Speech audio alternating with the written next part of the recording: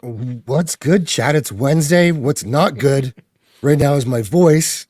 But what is great is Copa's smile. Like lights up the entire interwebs. I think I'm doing it better, honestly. Really? Wait. It's he's in the throes of passion there. Okay. Looks like. Have you gotten taller, or did you just move your photo in the background there, Copa? Your predator photo. No, I gotten taller. Okay. Checks yeah. out. Yeah. At a boy. So Thanks. Finally, I am 6'1" like everybody else now. We're all 6'1". That's right. Everybody's 6'1" on the internet. You guys are going to be wishing you were manless like me as soon as Napoleon comes out. Oh. Italian descent. So I'm going to be mostly a passenger on this ride today. I'm handing the keys to the car over to Copa. I'll be hanging out in the back and talking very little because I sound like shit. But first, let's bring in Lady Billfire. Hey Lady B. guys, How's it how are going? you guys doing? Yeah, it's good. I have double AIDS with just a pinch of herpes. Sounds awful. Yeah. It's better than me. I think I've been like overdosing on vitamin D. Oh, Same. Yeah, the man leaves me alone like all these weeks, so I got to compensate somehow, and now it's just like really laid me out. We're going to need. Speaking of which, chat, we're going to need your sympathy super chats tonight for Zax, so we can buy him some antibiotics or some shit. Because this whole Zax is sick arc is just getting so drawn out. it is. This is like the worst sequel ever. It really is. You know what we're gonna have to do, you guys? We have to like get him like an escape fund, because like if he goes back to the doctor, they're gonna send him to Maid. Yeah, it's true. Yeah. You're broken. We can't afford to fix you. Have you considered dying? I did go and they took an x-ray of my chest and they said, you don't have pneumonia, so fuck off. And that's it. Wow. Yeah. At least it was Thanks. free. Yeah. It's free. It cost me nothing. Speaking of costing me nothing and a tinge of herpes, mad. Hey, Yeah. what happened? Herpes? Oh, just Mad. never mind. You'll find out later. Oh, cool. Thanks for coming, As long Matt. as it doesn't stick around. Yeah, thanks for having me. It's always fun. Last but not least, while my voice holds out, the great Paulie Latino Slant. Howdy. How y'all doing? Hey, Paulie. Ooh, I love it. I love it. Congrats, Paulie, On what? on your funding for your book. Oh, thank you. They call me Yes. Charleston. Yes. It's still happening. We're still got a couple days. We could talk about it any later on, whenever you feel like it. But yes, thank you. It's pretty exciting and humbling, and I'm ready to put the money down and pay for all the books and get it out. So yeah. That's awesome. Yeah. It wasn't. Yeah. Yeah. Let's talk about the book right now.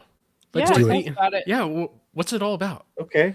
All right. Well, it's over my shoulder. I'll nicely, with Yeah. Put that up to the camera, dude. There it is. These are the two proof books that I paid for that I got about 2 weeks ago. And so what it's allowed me to do is make notes.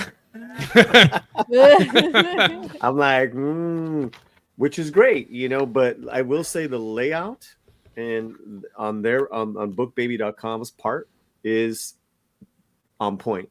We love it. It's quality, and so that whole end is I'm very happy with them. And so what we've been doing, guys, is the book campaign for just only 2 weeks, and within 2 weeks we met our goal. So now we're just in gravy in regards to the book, and there's plenty more spaces for backers. It's a 32-page book. We're going to offer a poster and an audio MP3 of myself and Romy reading the book. Awesome. And so yeah, I don't know if that was a question. But that's what's going on. I know you guys asked what's it about. Yeah. Can you give us Yeah. a brief synopsis of it? Yeah. Well, it's in the back. So how about I'll just go to the back of this. Let's do In it. the distant future, The fate of our world would be decided by the actions of one family. They Call Me Charleston introduces us to a brand new world known as the Forever Now universe. You'll meet gods and legends, fathers and cousins, as they will do battle against foes and at times each other. Whether it's Lala the Prospect, Bravo the Stone Arm, or Pumpkin the Talking Chihuahua, the adventures of Charleston and Familia have only begun. And I know it's pretty general and a little some strange characters there, but I kind of like I think that it'll pique people's interest. And that's on the back of the book, along with a quote from our buddy Cameron Pasha. He read it, and this is what he had to say. They Call Me Charleston introduces us to a rich reality filled with fascinating characters steeped in Mesoamerican myth, brought to life in the modern world. I want to see more of their adventures. And that's Cameron Pasha right there, guys. You know, nice. Yeah, so there's the different levels. The top one sold out. Those are different videos. If you guys want to, check me and Romy reading it. But there, give a little explanation. I basically say, we always complain that we want great stories. We want original stories, and that's and I took the step onto the other side to create. Well, I've been writing forever, so. With my audience and the connecting audience, this is my first time putting this out there to the audiences. So, I'm pretty excited. Those are the different levels. You get a book, or you get a book and a poster, or you get the audio. But the top tier is gone. Those are characters. Those are the top tier's gone. Top tier's been gone. Yeah. Yeah. So these are these all family members? Because you said. Yes, they are. Okay. Yeah. Yeah. So the top tier one, the girl that we see right now, that's the prospect, from what I gather, right? Correct. That's Lala. Lala is short for Sitlali, and Sitlali means rising star in Nahuatl. And I play with listen, the book is 95%, I'd say even more in English, with sprinkled with some Spanish and some Nahuatl. And whether it's like names of characters or names of gods in the whether it's Mexica or Toltec, what I've done is make them more fantasy. Right. She's a prospect, and it's time for her to get proper training, or else she's gonna lose her shit. And what exactly does that mean with a prospect inside the story? Okay, well, her particular power, because I did do a glossary as well. Her particular power is that she can potentially be a composer, and in this world, a composer has the power to dictate universal math and patterns. They do not emotionally have the power to control, but can guide. They can emotionally guide sleeping spirits by the millions. So that's in the story, that's like another way of saying is that while you sleep, people like composers come out to play and heal millions in their dreams. She's got that potential. And Charleston is a healer, and he's a healer, but also he makes sure prospects once a year, one prospect a year, get to ascend and go to where they're going to go get trained.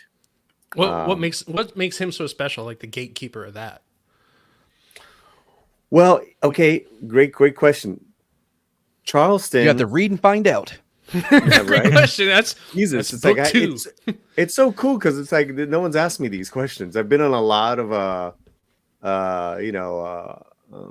streams with our buddies, from like Doomcock to R&B, but Copa asking the hard hitting questions. That's what I do. It's what I do. So in the story, Charleston's narrative is so funky and strange and funny. You'll really get to fall in love with him. But he also breaks down how things are in this universe. And one of the things is if you can trace your bloodline, to a certain Toltec queen from the 1900s, from the 900s, then that's a powerful bloodline. And so he's part of that bloodline, and so is she. So his powers is that they deal with emotional beings. They can heal physical ailments. They can reset mental and emotional states.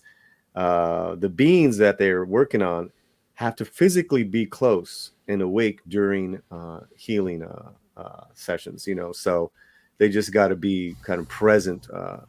But there's a whole funny catch-22 with that, because if you can see Charleston's look, he's a homeless guy. And I did that on purpose because that's his Clark Kent. His Clark Kent is that he's got to look and live that hobo life so he won't get detected. And so that's his catch-22. Yeah. Does he travel by train and have a little sack tied to the end of a stick? Oh, I wish. Damn. I wish. You know what? Very close. He does have an obsidian blade that he only pulls out when necessary. Oh, that's badass. Yeah, I've seen bumps like that in LA too. Yeah. And that blade is carefully hidden in his long coat, as well as he's got the power to squish bad guys into his coat pocket and keep them there. Yeah, he's got that type of power. All this in 35 pages and less. You got that? Oh, dude. Okay, It's pretty dense. I mean, I would love to read the first chaplet, which is really short, and so you can get a sense of this guy and a sense of the story. Yeah. But Go for it. Go for it. Do you want to read it right now? It's your show, guys. Yeah, do it. Do it. We would love to hear it. Do it. Okay. So one of the great notes and great creative process I got to work with, guys, was with an editor, and she's wonderful. She's an award-winning playwright who gave me so many great notes during this 2-year process. One of them was, maybe you should create a glossary because people are going to get lost with all your people, and then maybe you should make chapter 5 chapter 1 because you kind of explain the world through Charleston's eyes. And so I did just that, and this is the first chaplet. It's called Forever Now. Cuval, before we begin, let me give you a little Forever Now universe rundown. Hold on, let me. I'm gonna kill you, Auntie Kim. I'm live. Can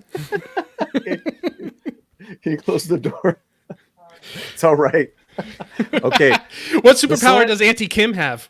Auntie Kim has got great superpowers. Auntie Kim. But our Slant Studios is connected to the / laundry room / doggy treat center. So that's just the way it is. Word. Yeah. Okay, here we go. Cuval, before we begin, let me give you a little Forever Now universe rundown. Take the glossary above and pay attention. My time is valuable. Yet time and dates don't really match up the way you all count shit. So just abandon your calendars and holidays for the rest of this tale, okay? Dwellers are the mindless minions. Scallywags or waggers are warriors, tough as shit. Disciples are the generals. Think Norse gods on roids. Rare are the dark lords of Mictlan. The fallen sun, or FS, is one such dark asshole. Now on our end, the collective, we have composers, healers, scouts, observers. I know it's a lot to cover, but just know we don't have a hierarchy. It's just a never-ending family feud that soon will end. Now, the most powerful entity ever conceived was the Hot Five. These motherfuckers, timekeepers of old, were god warriors of sound. Sound is the mathematical language we all speak. My celestial kin who are musicians know this. The Hot Five embodied love and saved civilians time and time again with their powers. Their powers? When playing together, the Hot Five created waves. Shit. Laser blasts of energy from their instruments, drum, bass, guitar, and accordion, channeled elements, high force vibrations that did the will of their players. Now, plenty of times, space waggers waged wars against the Hot Five and the time gates they protected. Now, let me all tell you about the time I almost died. That's the first chapter. That's the chaplet. Interesting. Damn, dude. I want to read the second chaplet. I know, right? But you could, so you get a sense of his character, of his personality right away, and then his humor along the storytelling. He's almost. I was going to say he's almost like a soothsayer as well. Yeah, man. Like he's an orator passing down some history. Correct.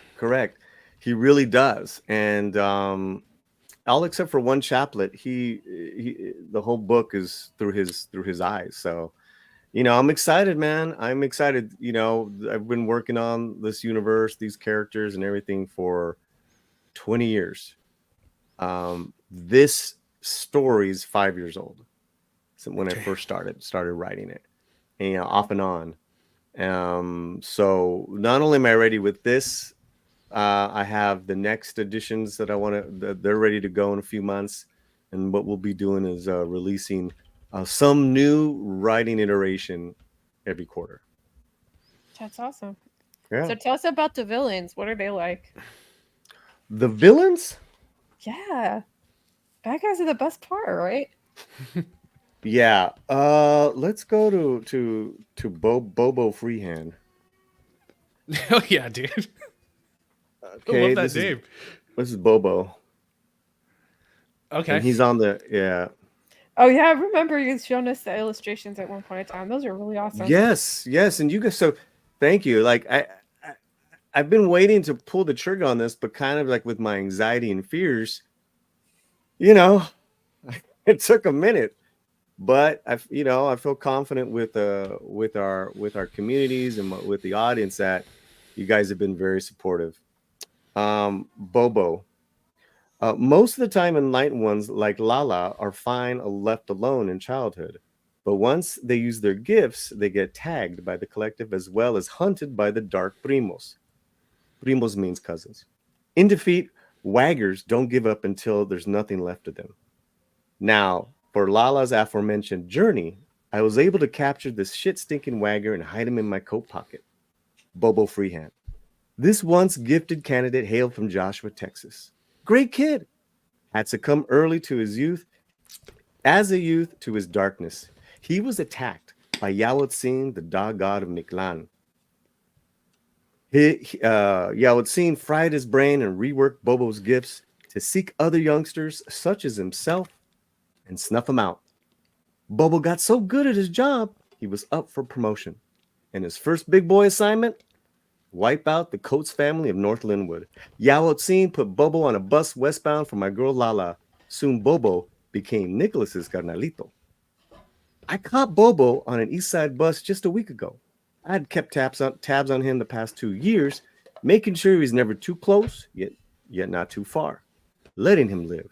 But word got out about my recent return to the Southland, so the idiot tried to run. Word of advice, Bobo, don't ride my bus. I know you stink anywhere. And by the time I squeezed him into my pocket with a little healer's math, I knew what I had to do with him.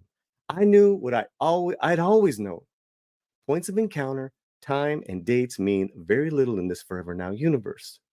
Now, for some odd reason, Bobo couldn't pinpoint who the gifted one was in the family. Was it Lala or brooding Nico? Was there an unknown force or spell at work clouding the mind of Bobo's polluted soul? I still don't know that plot twist. So that's like half the chaplet there. I didn't want to read the whole chaplet, but so Bobo's ranking would be in the glossary under the Dark Cousins. A wagger, superhuman strength.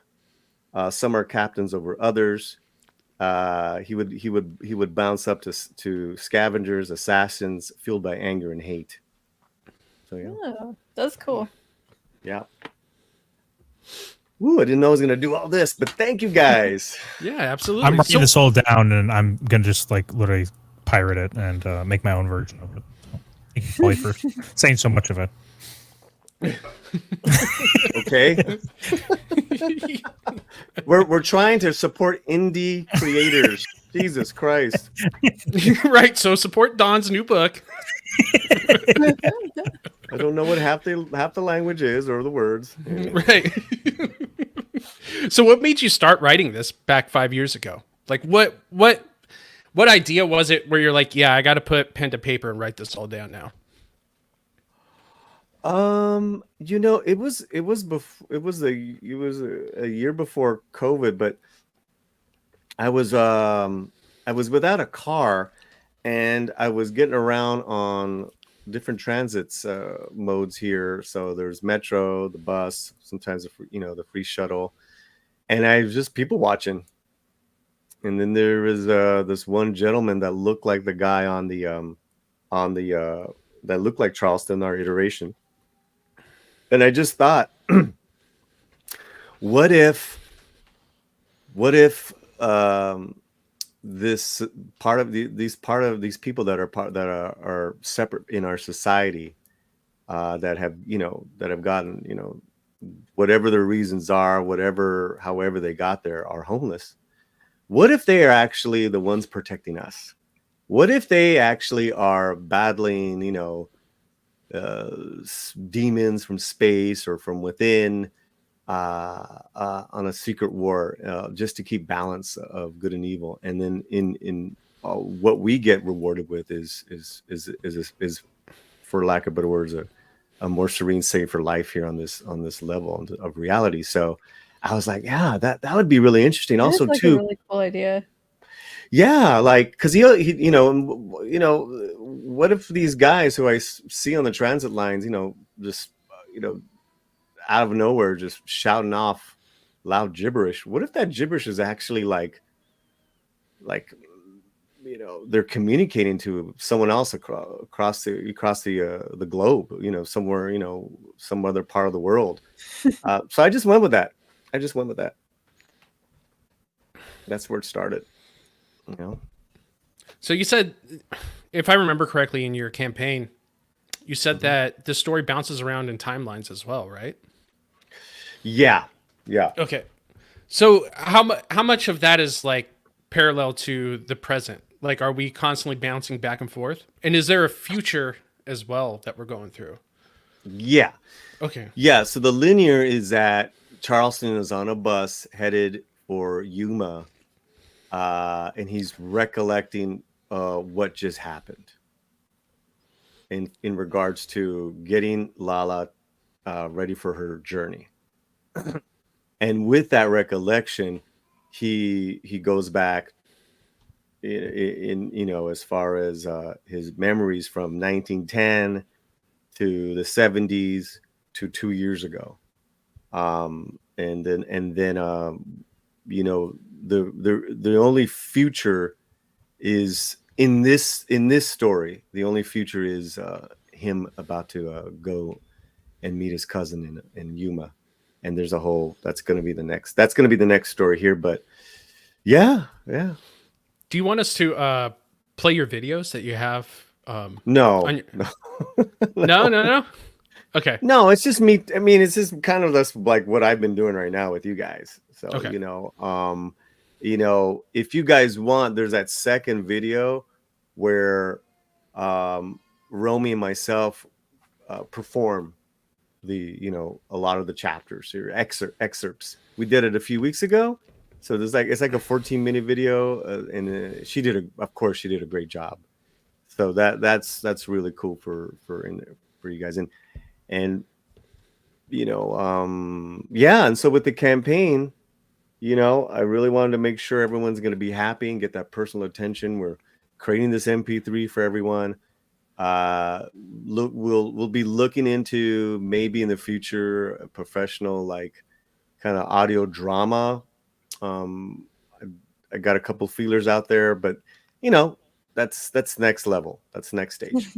Yeah. That's cool. Yeah. Are you the one who narrates the book on MP3?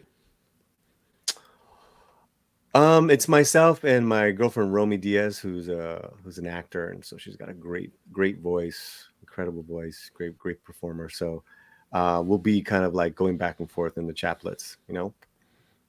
Okay. Yeah. Yeah. So you say at one point Charleston is reminiscing about having to pick up the prospect. Like, so obviously that's in the past tense, but does that turn into a escort mission type of thing where she's being chased down, or we got to get her somewhere? What's going on with that? Well, I don't want to give it because that's like there's a huge plot twist. There's a Couple huge buy plot. the book. Yeah, like literally almost like the last chapter in regards to that. So I kind of want to keep that close to the vest, but I will tell you the journey that she's got to take is not in the book. Is not in this story.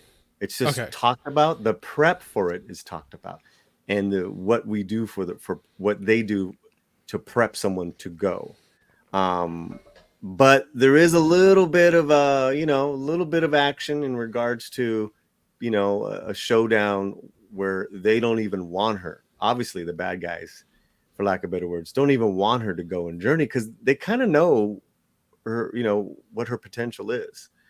But yeah, that journey is a nine levels, 9 trials that she has to go through that we talk about. So that is intense. That will definitely be much more, of an action thing. This one is a little more, a lot of exposition, but again, told through the way Charleston does. I think it's very entertaining.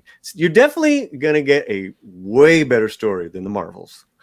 I hope so. I hope I get a story than the Marvels. Oh, you do. You get lots of stories. Okay, cool. But is there cats in it? There Is better there not what? be. Cats. Better not be. No. Florkins. Nope. I'm buying the book. Nope. Cats are cringe. Yeah, and What's her there's no mention of anyone's identities, whether it's ethnic or sexual or any of that. It's everything is as if, right? And so that's what I wanted to do and create new heroes that are different. Yeah, I'm very excited to share these characters with you. So, what's the sort of arc do you have planned for the books? Oh my God. Well, you got to get introduced to all the cousins, and so each one's going to have their own little story. So there's several. Then we start getting into the battles, into the wars. There's also a separate novel, and if we're talking about family tree, can you go back to the GoFundMe, the Indiegogo? There's a photo. I want, if you can scroll down, and you're gonna see scroll down the main one, short summary. Yeah, there you go. Keep going down. You'll see kind of like this Indian looking guy. There he is. Oh, hello, Right. self-insert, Paulie. Oh yeah. Okay, so this is Bravo, and he is mentioned a lot in this story. He's talked about a little bit, but he has his own book. That book I've had for like about 15 years. Wow. And you can see Bravo's right arm is stone. It's this different granite, different. He was touched by the Aztec underworld queen, even though he's Toltec, right? Oh. And so he's the greatest of them all. And he don't fuck around. And if he's got to come to Earth, then there's like big trouble. So he is he has his own novel, but it's just a novel I'd written first. So yeah, that's Bravo. I was about to say, is he going to get his own book series? Because damn, Yeah. that is one slab of man. Yeah. Well, he doesn't start off like that, right? He starts off as a very much as a broken man, who has lost his son to a catatonic state, who he can't figure out what's going on. He is a kind of a what's the word I'm looking for? Like a dishonored, ex-detective, just washed up, broken man at the beginning of his book. and by the end he becomes this god. Great, really heavy father son in that one. Heavy father son. So yeah. Nice. Yeah. Nice. Dude, this looks solid. And you're already over the mark, aren't you? We are, and with that, there's 29 hours left, and so even after those hours go, the way the flexible goal goes, and then the in demand, we can go up to 123% over. We're at 108, so we're still taking backers, and what that does is really the list of things that we're paying for. Everything from James Esparza, who put this together, the physical artwork and all the book, and helped me put the book together, to the list of things from the book on demand setup, the ebook setup, the Amazon setup, the getting the codes, shipping and handling for everyone. I'm also gonna do nice back and kind of almost comic book style plastic bags for each book, and gonna hand sign them, and give you guys all that personal love and attention, and for to thank you guys for backing this up. Okay, do you want to go over the tiers one more time, just so everybody gets a... Yeah. So we added the one we added last minute was the $10 one, which is just the MP3. So if you're on on a tight budget, you're going to get that MP3, and anyone that gets the MP3, they're actually going to get it before the book, because the MP3 is almost produced. It's not like like I said, like sound effects and all that stuff. It's just a good recital of the book. That's the $10 one. The next one is, I believe, Amigos, and Amigos is the book itself, soft cover, perfect binding. The book that's in my hand. It is a digest size, so it's not like huge. So you can throw this in a bag, in a backpack, in a purse. It's very durable. You'll get that. You get the autograph. I might do a bookmark with the different characters on the bookmark.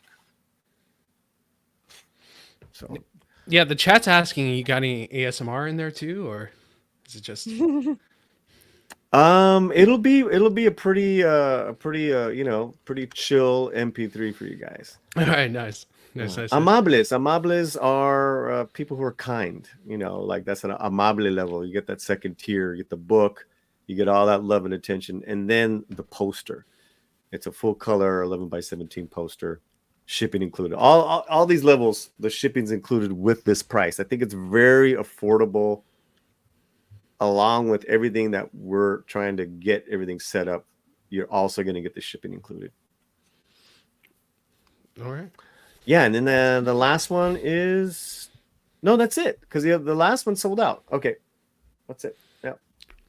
So do you have any plans after the campaign's over to like sell it on Amazon, or is it you're only going to get it on here and that's it?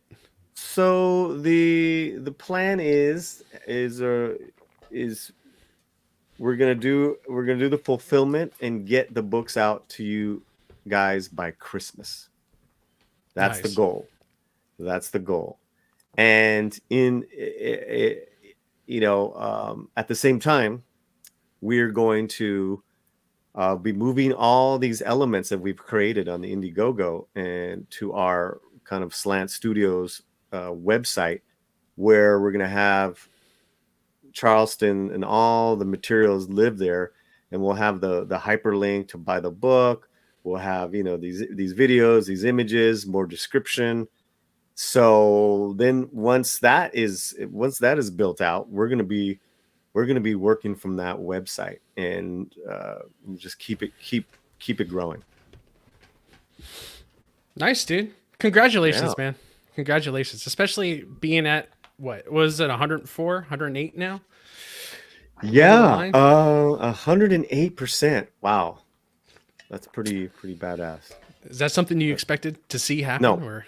No, I didn't know. I mean, as of 24 hours ago, we were like, still like $300 shy. So I'm like, oh, are we gonna make it? What's going on? And we did it, man. Much props to all you guys. Tom and Midnight's Edge, Loki, Mornings of Mischief, Robert Meyer Burnett, Film Threat, Chris Gore.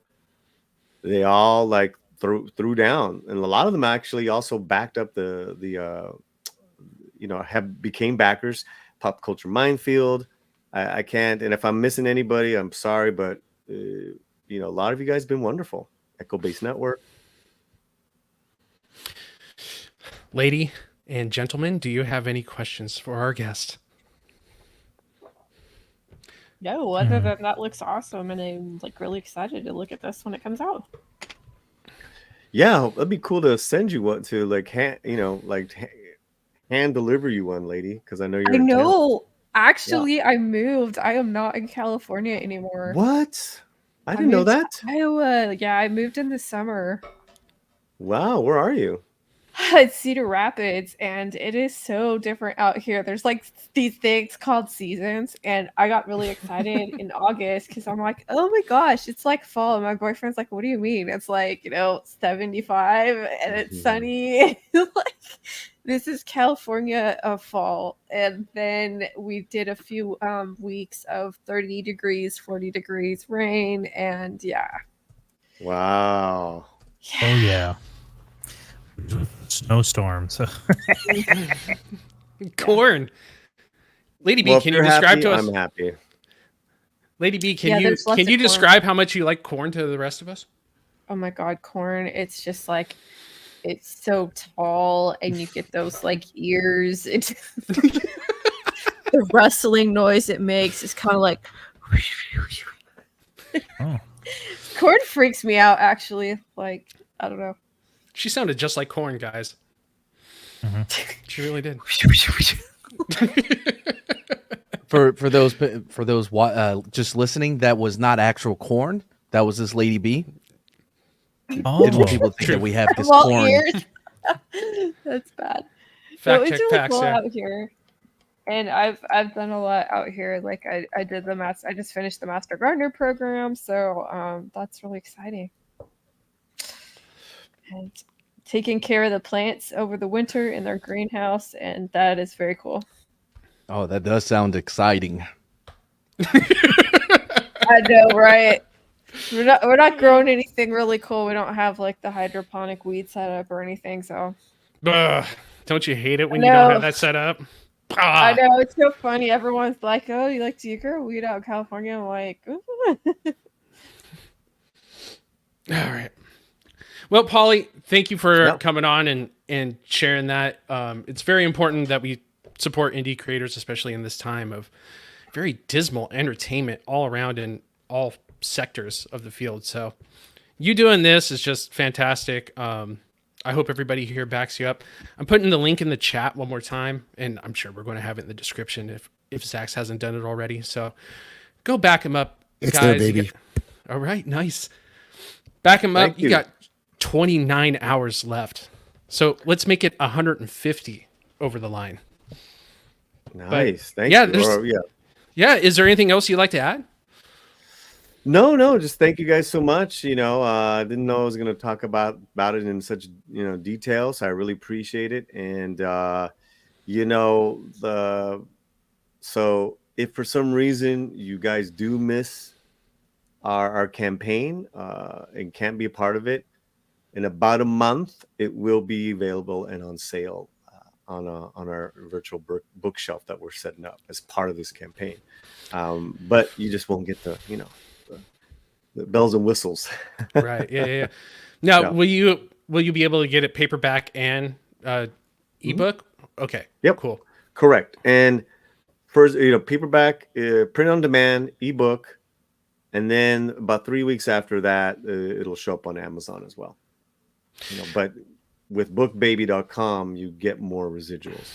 So think of it as the better, because Amazon, you get peanuts. yeah. Yeah. Sounds not good. Mhm. No. I could go on about that, but yeah. Okay, so how often are you going to fire off the rest of the books here?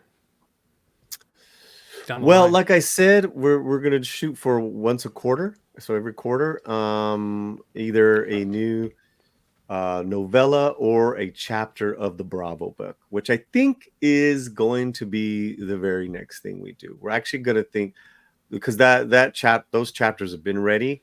I think we will drop that chapter one in like 3 months, and we'll have artwork, and it's a total different look and feel, just of storytelling than Charleston, but it's all in the same universe.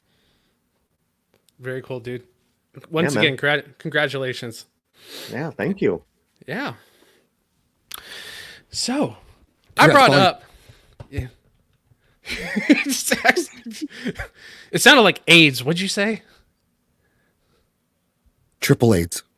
Triple AIDS. AIDS. He's got Oh my God. People now. Shoot. Not a wrestler fighter. Well, it went from monkeypox to AIDS. Wow, you guys are brutal, man. Brutal to each other. Yes. But Brutal. I mentioned Brutal. I mentioned an escort mission earlier in the book, which I got yelled at. But Why? Why'd you get yelled at? Mads likes to just chime in whenever he feels like. Thinking Oh, it's just his ignore show. him. That's the best way to go. I've always. Oh, I know. I didn't invite him here. He invites himself here. I don't know who gave him a link. But that brings me to the top of Logan and Westerns. And we'll get into like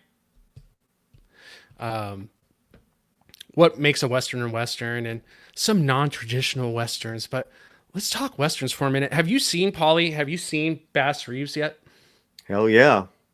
What'd you think so far? Did you watch all 3 episodes that are out right now? No. We got the third one on queue. The first 2 episodes. I'm all in. I'm all in.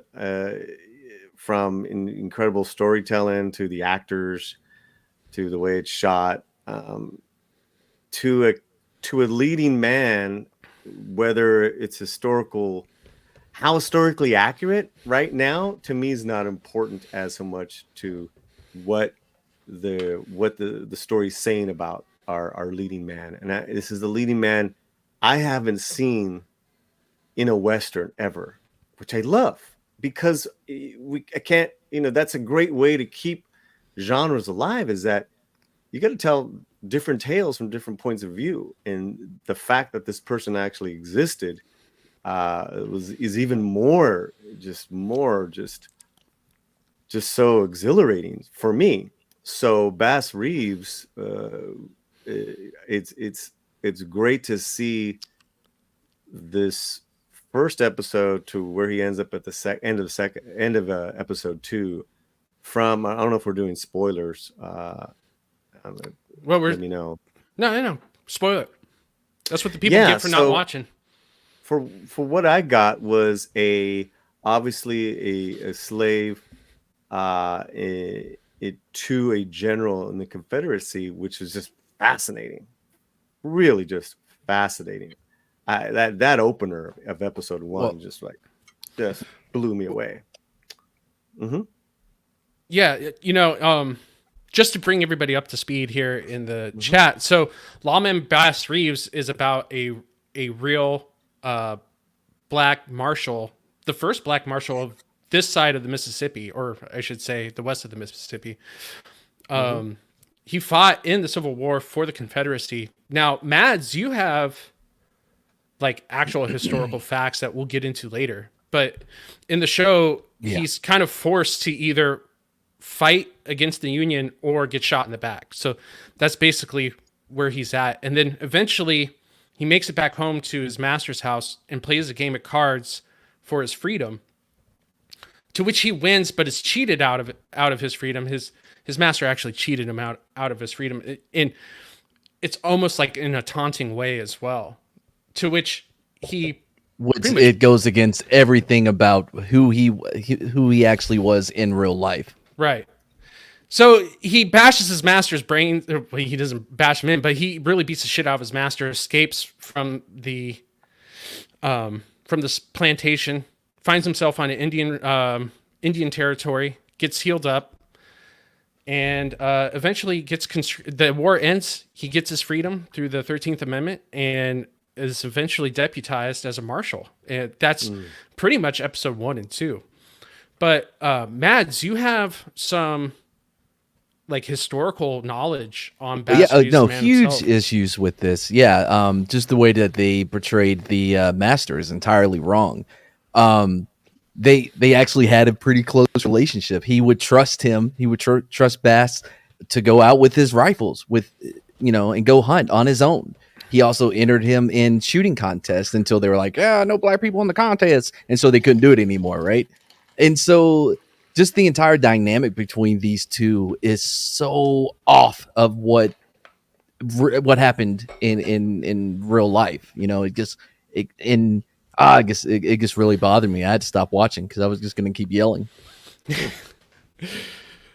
So I he didn't was. know he had an autobiography. That's cool. I want to read that now. Because Now- I'm going to tell you about how I found out about this story. It's really funny.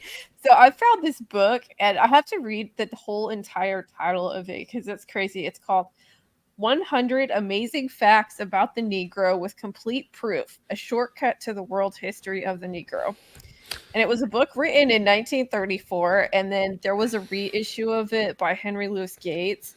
And I read the reissue of it, but I was like, what is the actual book? But it was a very cool book that was written a long time ago about a whole bunch of really cool historical Black people. And that's how I first found out about him. And I thought that was really cool when I finally saw a TV show. Now, this is interesting because I know that like the director Chloe Zhao like had actually optioned this story and was going to do a movie about it. So I was expecting to see a movie before a show, but I'm very curious about this because it's just an amazing story. And yeah.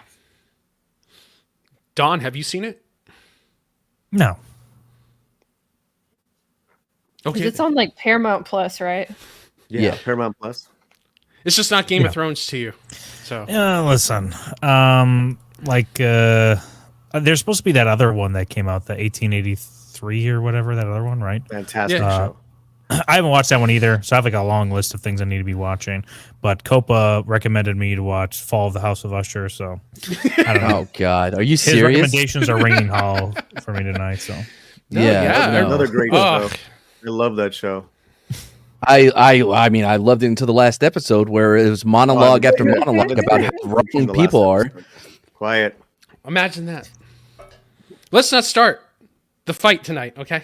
No, I just haven't seen the last Where's episode, so I Brexit? can't back up I don't have an opinion yet. No, see, I don't like the creator of that show, and there was a big fight between me and Lofty about it. So, because I'm not a fan of the monologues, but we don't have to go there tonight because we're chilling. Anybody Thanks, watching Don. Billy the Kid? You're Billy welcome. the Kid. Do they have a show? They have a for Billy show, the Kid? yeah. I think it's on MGM. I want to go back to what Mads was saying in regards to historical accuracy. This is not a historical reenactment documentary. This is a Western drama, based on someone who was real. Sort of like Yes. the way Braveheart was. There's a lot of historical, what's the word I'm looking for? That they took. Creative liberties. Correct. Or Apocalypto, which was like really egregious in a lot of areas, but it's an incredible action film, just like Braveheart, just like this is. Again, I say that's like if I go and look at this as like it's got to be historically accurate. That's never going to happen. But why did they? That's not what I was saying. Why at did all. They create? Yeah, you did. You were saying that. No.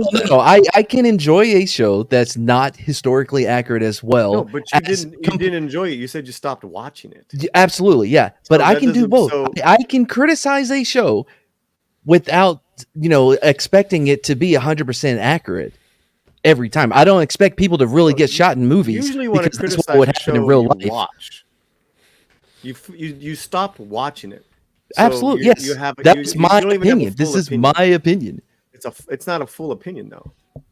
It is a full opinion. I didn't care for the way that they depicted him in the first episode, so I stopped watching. That's my opinion. okay, you said you stopped watching. Now, my point is my point is that why did they change this general like that? And I think what they were just what it seemed to me they're just trying to do was make make the viewer uh, uh, feel the weight of what the world was like for Bass at the time, and then and then what he would become to be, which it just has more. It just has more dramatic conflict. I thought it was fine. Can I ask you? They didn't belabor it, and they moved on. Can I ask you? But when he beats the shit out of him, what we're watching with friends, and Romy says, you know what? And that's not the first time he wanted to beat him up. That was great. Right. That was great. That's great for drama. Now, do you think that they made the general villainous as the easy way out of saying, look, yeah, the Confederacy and slave owners and all that, they never had a great relationship with their slaves whatsoever. And there's no way we can depict slaves and slave owners having a great relationship to where a slave owner at the end frees him for his valiant efforts in the war. Do you think that maybe the showrunner, and I forget his name off the top of my head, but do you think the showrunner took an easy way out with that? Tyler Sheridan? No, Tyler Sheridan's the executive producer. Oh, is he? Oh, I don't know who's running the show. Yeah, I'll tell you. Oh dang, that would have been good if he's a writer. I don't think there's any easy way out. To me, this is a fantastic storytelling. All the characters are complex. No one's one dimensional. And we're probably not the last we're going to see of the general, from what it sounds like. And in those two episodes, different people of different backgrounds are good and bad, including Bass. And he even shares a moment with Dennis Quaid where it's like, doesn't matter, black, white, red, we're all men. Fantastic stuff going on. Mm-hmm. Fantastic. Yeah. I think I get a little bit sad when I see stuff like this where it is a very complex thing and they just kind of take the easy route out, because it's like you realize different things. Like if you've ever read the book 12 Years a Slave, like Solomon has very different relationships with the various masters that he was forced to work under, and it's like, I don't know. I haven't seen this, so I can't say, and I'm not that great with the story, so but it just makes me think it's like this is always seems to be portrayed in a certain way. Are they missing the complexities? I mean, I'm just giving you my opinion, and Okay. I find kind of a rhetorical question. I find all the characters fascinating. I find that Bass, spent time with the Seminoles, learn the language. That's a really great theatrical device. This was a great moment here, and he becomes this kid's kind of like a father figure. Fantastic, and all the while he doesn't know yet that the Union had won, which was a real thing for a couple of years, that the news didn't get really out there to till Texas till what 65. That was what Juneteenth was all about. Yep. Yeah. Can we talk a moment about how fantastic in the first and second episode Barry Pepper is, and how underutilized of a character actor he really is? As the Confederate lieutenant who recognized Bass for who he is right away. He says wolves recognize their own. I just find Barry Pepper's performance in this show to be top notch, even a little bit better than everybody else. I like Barry Pepper. I loved him in Newton Boys. If you've seen that old movie, yeah, I thought he was great in that too. Even Battlefield Earth. Battlefield Earth. his best work yet. Yeah, again, so many great actors that add gravitas, and Barry Pepper right off the bat, when you said he literally scalps a Union guy. That was intense, man. Uh, and then they see each other again here in this scene, and then there's just something very tragic that happens that got caught me off guard, but that's kind of the brutality of the world at that time. Yeah. And so I love that. I thought that was a little bit against his character, to be honest with you, what he did to the kid once he was freed of the chains. Obviously, Mad, you haven't seen up to this moment. But he eventually, Bass, while he's in Indian territory, is taken in by this Native Seminole. American woman. Yeah, the Seminole woman and her son. And he kind of lives with them, and he's almost a father figure to the son, who his father was killed in the Seminole War. No, not the Seminole War, but his father was killed in the war. I believe it's the Union. Yeah. I believe it's the Civil War. I think he was a tracker for the Union. So Again, and you saw the natives there on both sides at the beginning of that battle. I thought that was cool as well. I thought that was awesome. Yeah. Yeah. I thought that battle, the very first battle, like the first 7 minutes, was fantastic. Great hook. Yeah. I mean, it kept me going throughout the rest of that show. Like that battle, and then the scene afterwards of him having to serve everybody after, he fought all day, and then they went home and had to serve everybody back at base. Yeah. And then that's when he runs into Barry Pepper the first time, and Barry Pepper actually treats him like a fellow soldier, a comrade at arms, and recognizes who Bass really is right away just by one look. And I thought that was a fantastic scene between the two of them, because I think it showed without telling that Bass understands who he is, but he wants to keep it down. And Barry Pepper is the type of character who's trying to draw it out of him.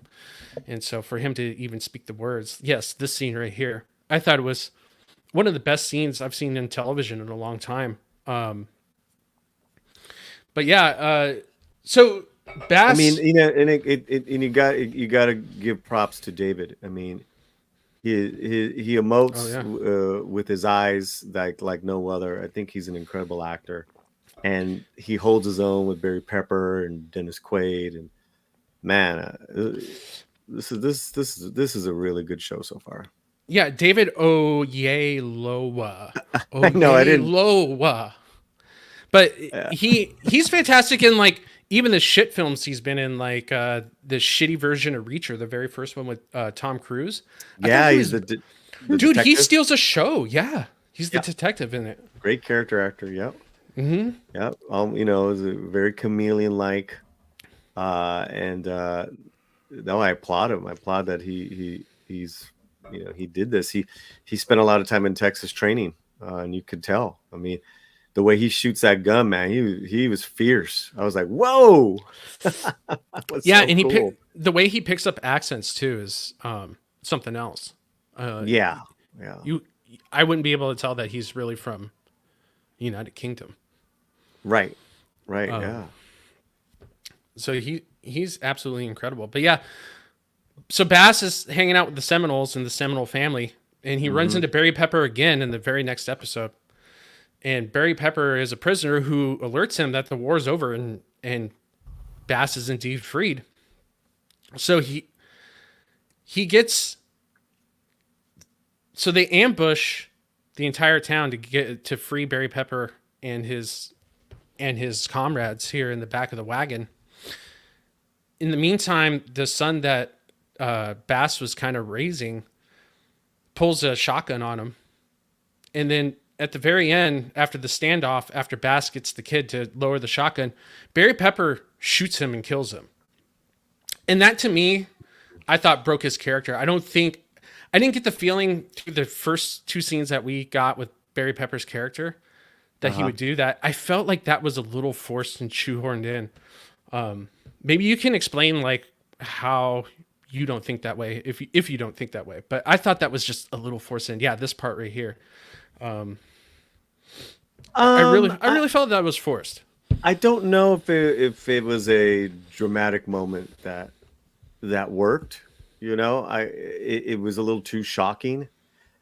Uh, so yeah, you know that I get it. Like he gave him a minute, but look, if it's between you guys and me and my freedom, then I got to take you guys out. He is a wolf, remember?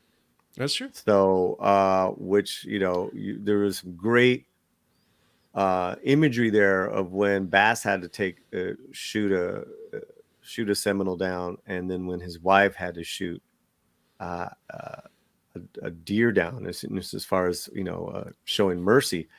So that was fascinating.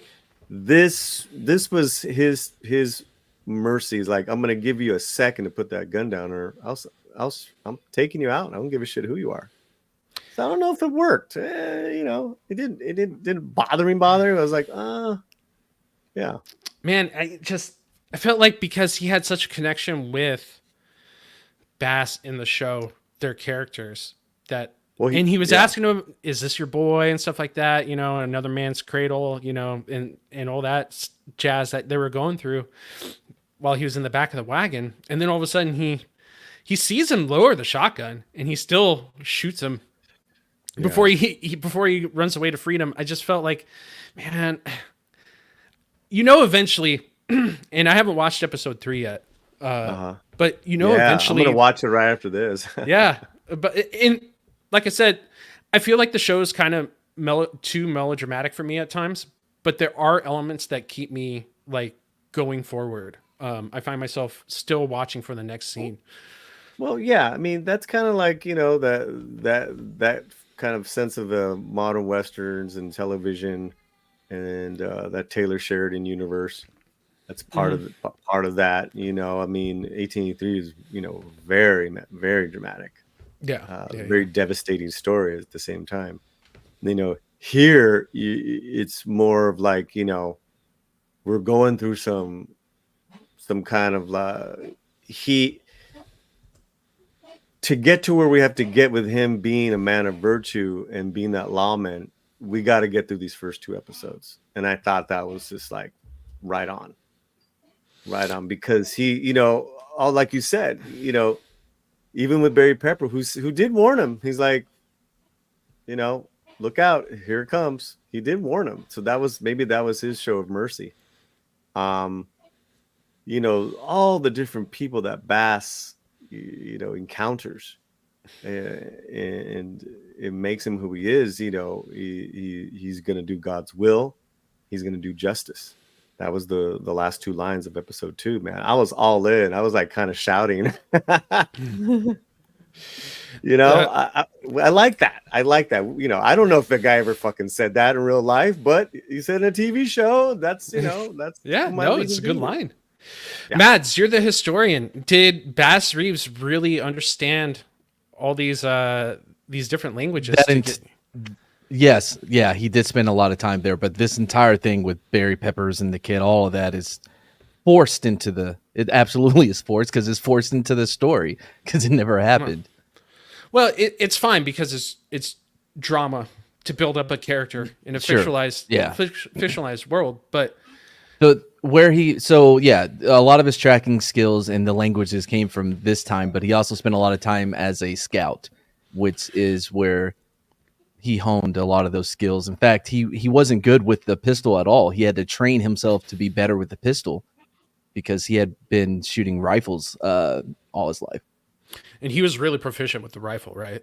Yeah. He wanted to be a farmer, but it was just too boring. Oh, that's in episode 2. Yep. They show that a lot. Yeah. Mads. Yeah. They show that he wasn't really good at it.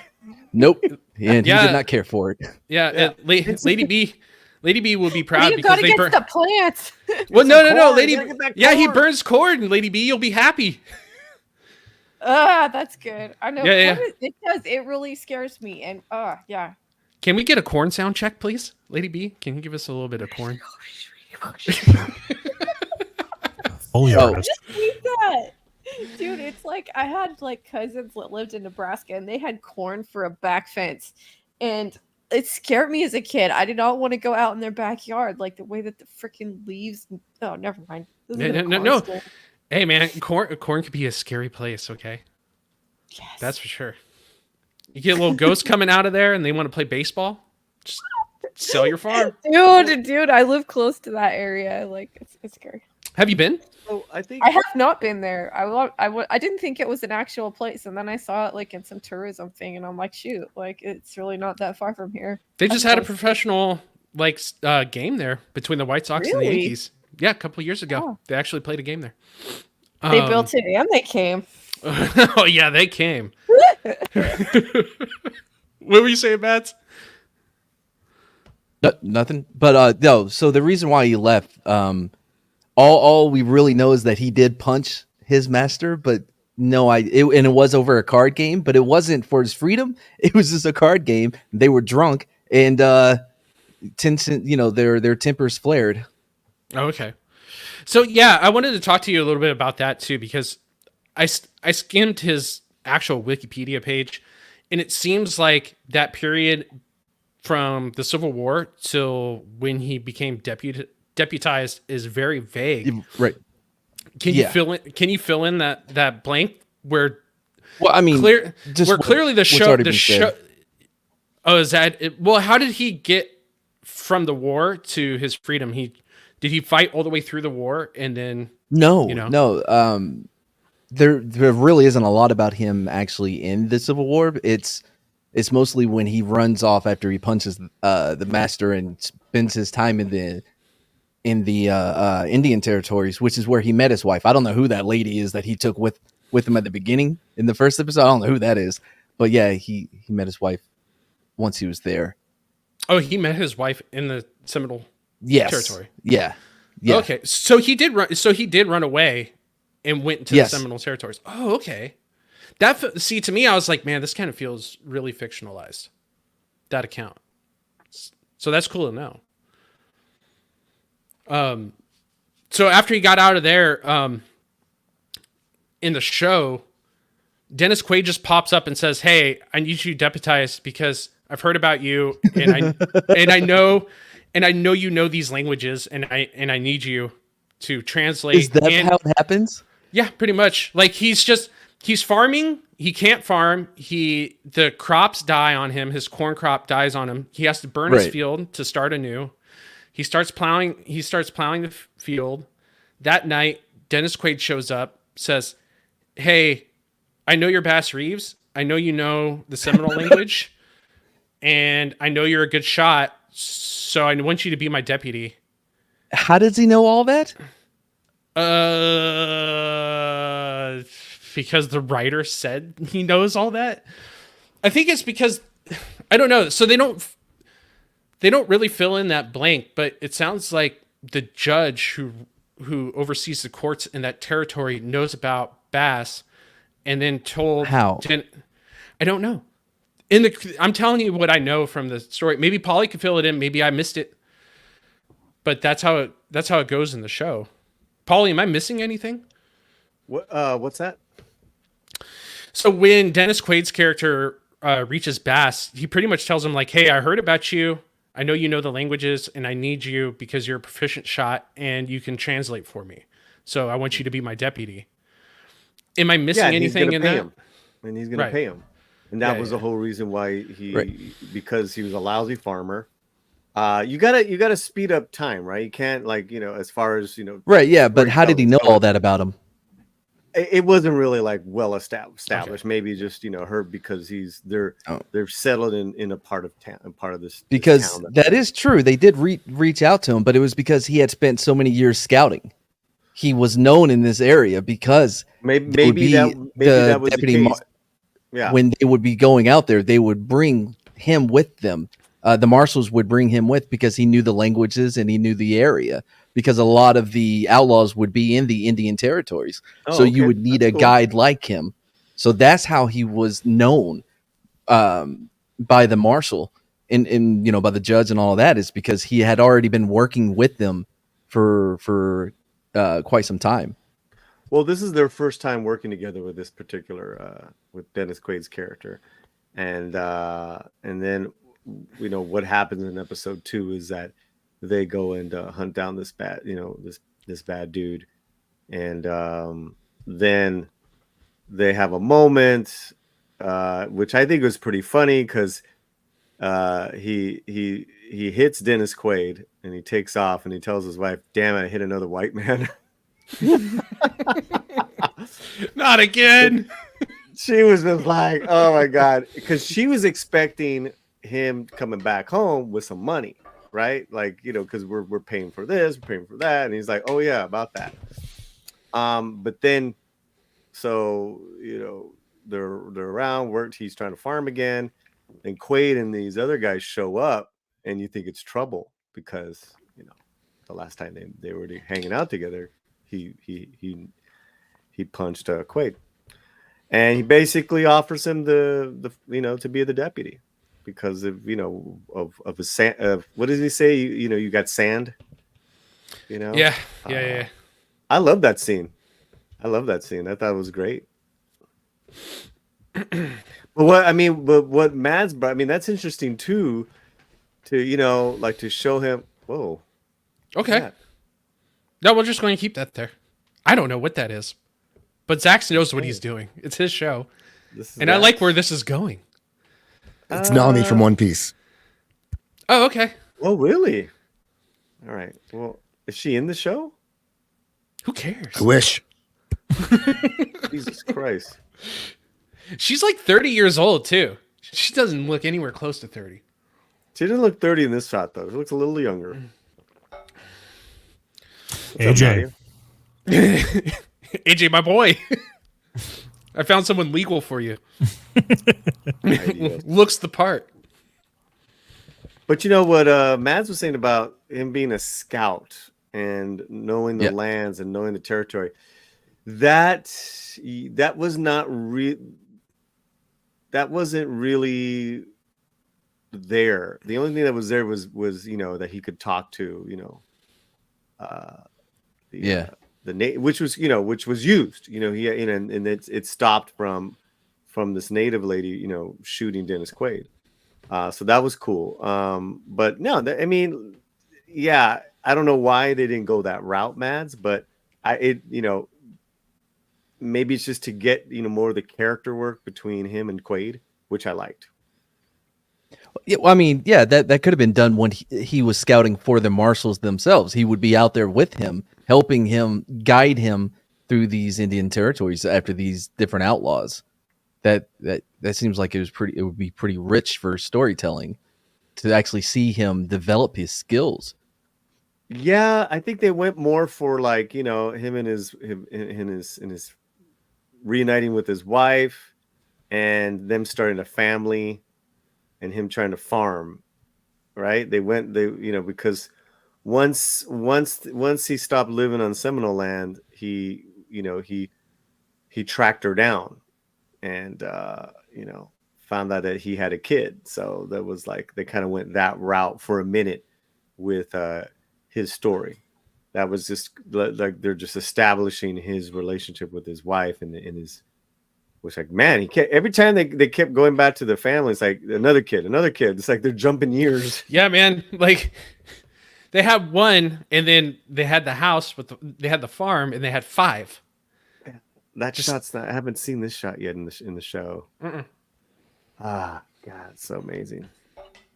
But the Lone Ranger is actually based on the original Bass Reeves, the actual Bass Reeves, which I didn't. What? Yeah, no. What are you telling me, Copa? That's what I'm telling you. Is that the original Lone Ranger from the comic books and the early TV shows was like the exploits of Bass Reeves? No joke. Look it up. Okay. Go watch some Lone Ranger. Billy Crow was his Tonto. No, is my understanding. Who was his Tonto? Billy Crow. You haven't met him yet. Oh, Episode 3. Oh, okay.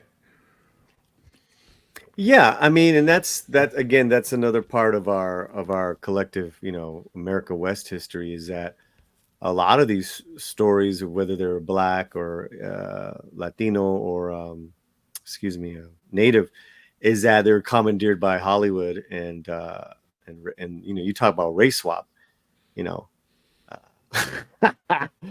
Hollywood did that for decades. So Yeah, but don't you think it was for the better? fuck no. It's still there's today that's a whole nother talk, man.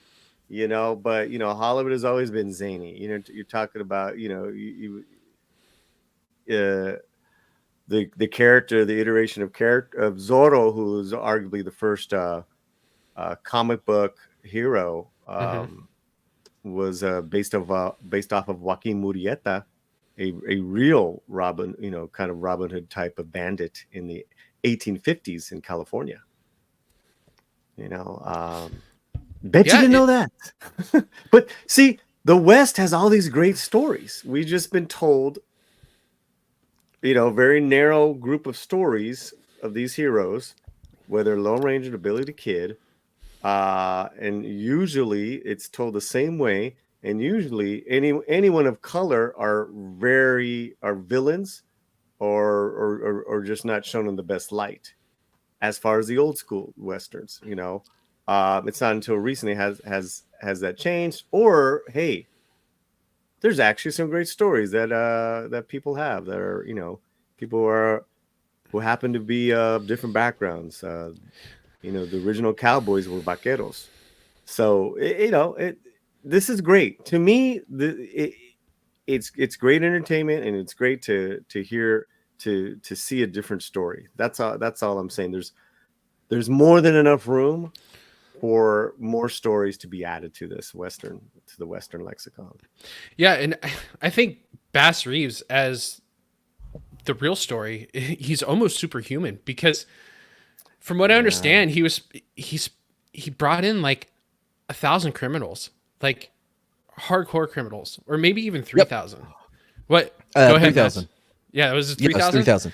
Yeah. And then he had to kill like Shot 14 people.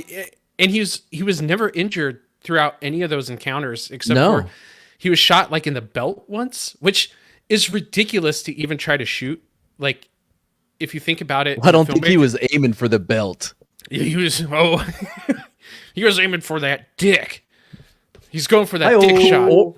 Hi-oh. Yeah, it was crazy because there was, I want to say it was in Texas, but there's this railroad, and on the other side of it, they would have these cards of different marshals, and it would be like, hey, if you cross here, I will kill you. And he actually loved it. All these warnings about it. He couldn't read.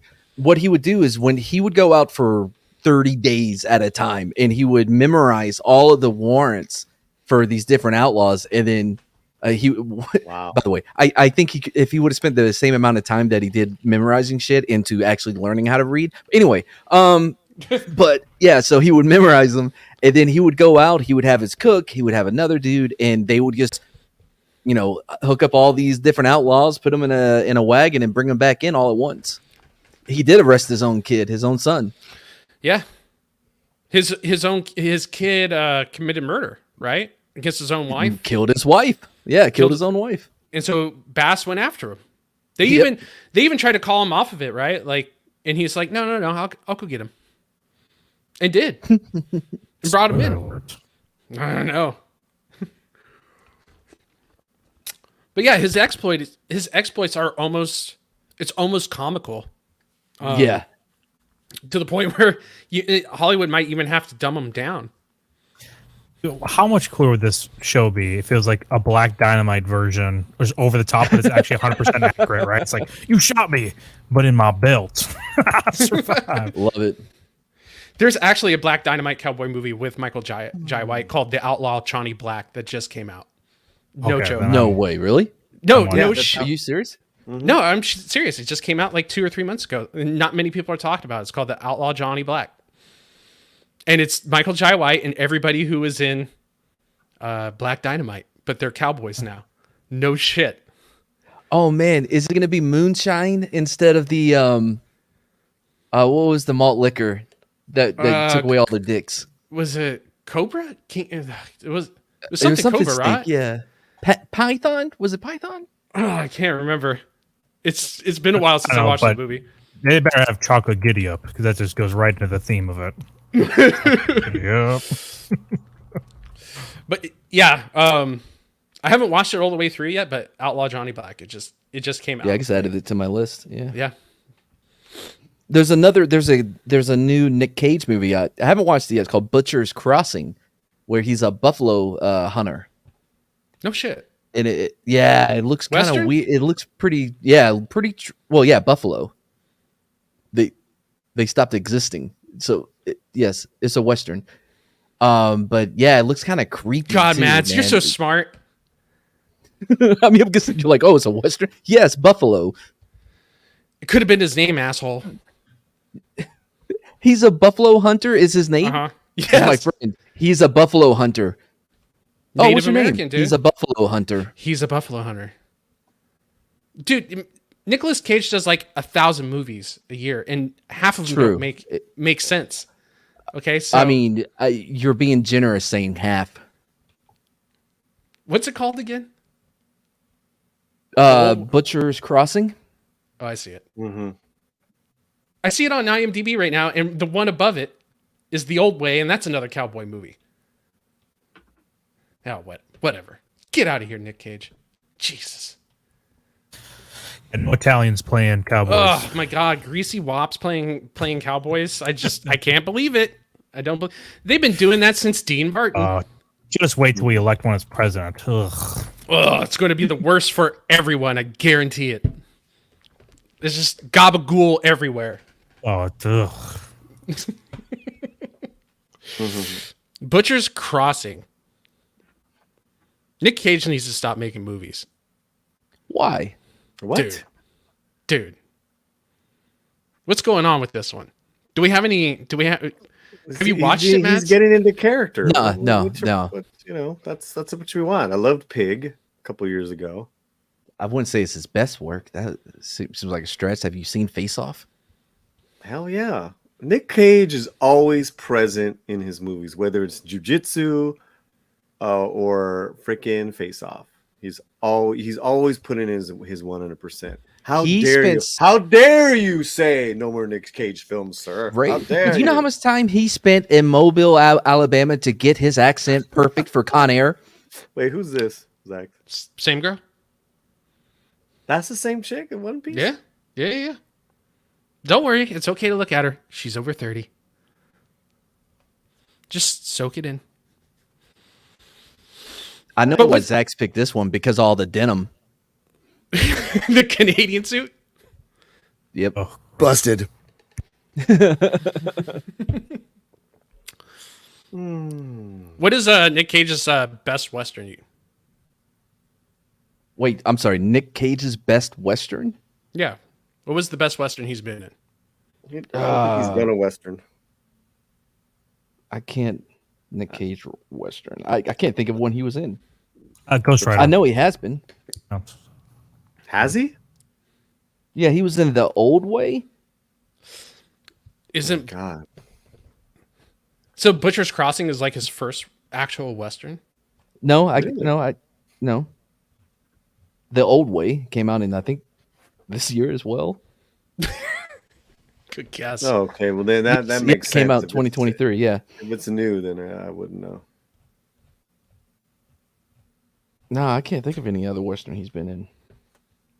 I'm trying to think the last Western movie that I've been like, damn, that's really good. I hope Westerns are back. Because I'm trying to think of like the last one.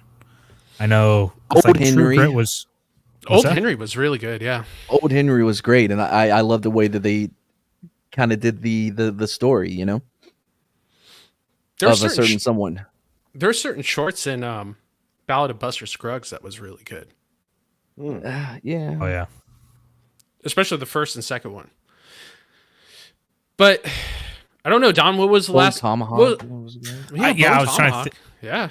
I've never seen Bone Tomahawk. I should see Bone Tomahawk. I don't know. Like I was trying to think. Like True Grit is old, really old. Not the original, but the Coen Brothers version.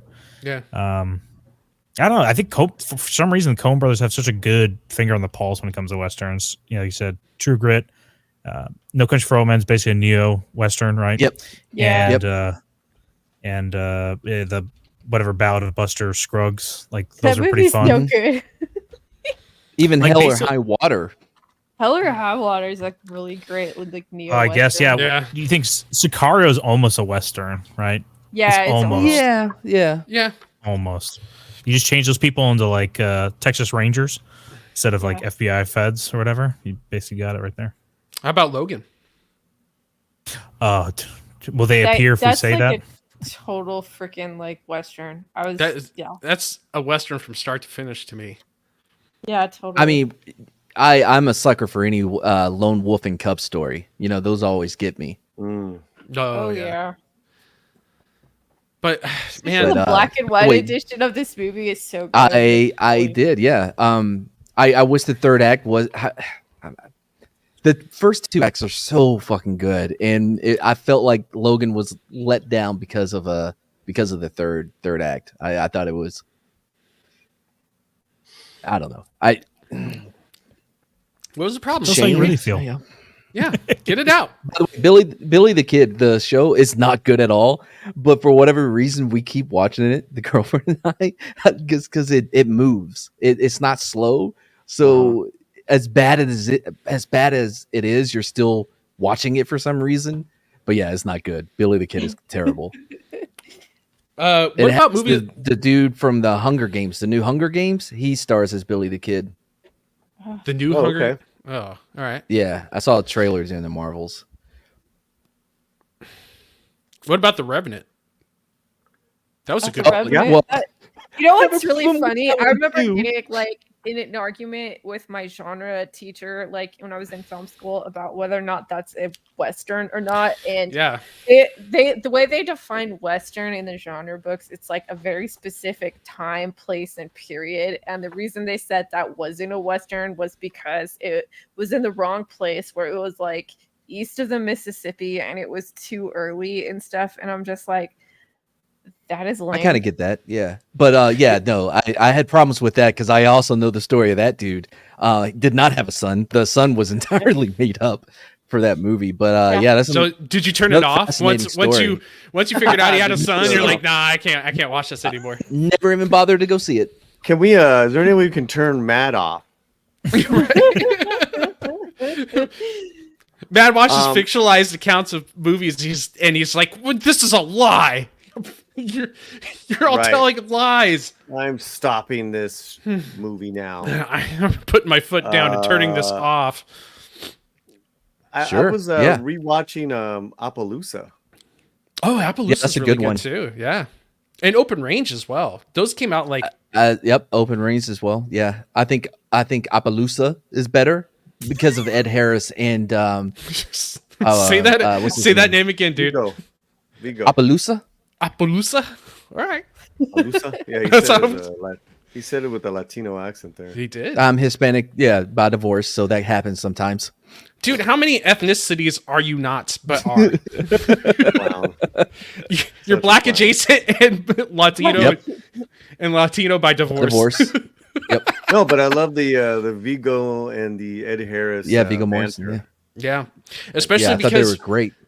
and that's like another neo-western they were in was History of Violence. And that was a fantastic Yeah. No. neo-western. No, I History of rewatched Violence it. was What's that? dude. No, History of It's- Violence? yeah. Yeah, it's based on a comic book actually. No, but that's not a Mhm. Western. It's a neo-western. That's Guys, come on. feels a little bit like a You stretch. gotta have some. You gotta have Nope. some spurs that jingle jangle. Come on. They have a Um, standoff. Great film, man. Fucking great film.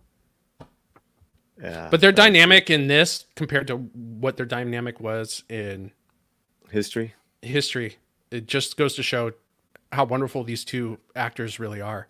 Because Oh, yeah. I believe if they weren't like back to back, these two movies, they were fairly close in release. And just watching how they play off of each other, and they work really well together. They're one of those duos that you wish they did more films. But Appaloosa and History of Violence were fantastic films. And then 310 to Yuma was around that time. Yeah, the Yeah. remake. The remake. The remake. Russell Crowe. Yeah, That was that was Mangled, wasn't it? Yeah, Yeah, I'm pretty sure, right? yeah. I, How'd he go so wrong with Indiana Jones? Not to go on a tangent at all, but just makes you think like, damn, he's a talented guy. Just I don't know what's because I love 4v Ferrari as well. So I don't know what's going on. That's a really Agreed. good movie. Dude, in And Copland, they filmed it down the Called stairs from my Kathleen house. Kennedy. yeah, That's how you go wrong. Copland is so underrated. I don't know who It just really said is. Copland. I said Copland, one is? and that's another neo-western as well. I think Did Mangold. you hear? Did you see the Sly, the new documentary? I haven't watched it yet. No. Any good? Oh, it's fucking the best. And he talks about Copland. And how much weight he had to fucking gain for that movie? Yeah. He talked about acting finally with Robert De Niro. Oh, And okay. He wanted and what's great about Sly, the documentary is that they'll show a scene from the movie and he starts talking about it. Yeah, well, we did this and I had to rewrite this line. In this scene, he's talking about how he wanted to get a rise out of De Niro. I was like, oh my God. And he got it because it was improv. I was like, wow. That was a great moment in that documentary where he's like, he got what he wanted. He got De Niro to yell at him in his character. You know, I gave you the deal and you blew it. That one. Yeah. Oh, so I'm looking up neo westerns. Wind River, by the way, is Taylor Sheridan's directorial debut. That was a Fantastic movie. Outstanding. Fantastic. Yep. Yeah, we love that movie. Yep. That's really good. Copland, yeah. My buddy was in Copland as well. The great Paul Calderon, was the paramedic when they were on the bridge. Yeah, and they find the gun. Or don't find the gun. Yeah. And Calderon, says, "What the fuck?" Like. You can catch that interview, my interview with Calderon, on my channel. Great character actor, Paul Calderon. You guys have seen him in so many things, including Sea of Love with Al Pacino. Oh no, shit! Anyways. He goes that far back, huh? Calderon is a little older. Damn. Yeah, he's an older gentleman now. What is that? 86? Sea of Love? Yeah, like late 80s. Yeah, he plays one of the cops in his crew. No shit. Yeah, he looks like a black guy. He's Afro Latino guy. He was in Pulp Fiction. What was he in that? He was up for the Sam Jackson role. There's a great story he had. I think he tells me about it. He's been in so much, man, Calderon. And they ended up giving him, I think they were going to give him the role, and then Sam Jackson came in. Anyways, he ended up being the bartender at the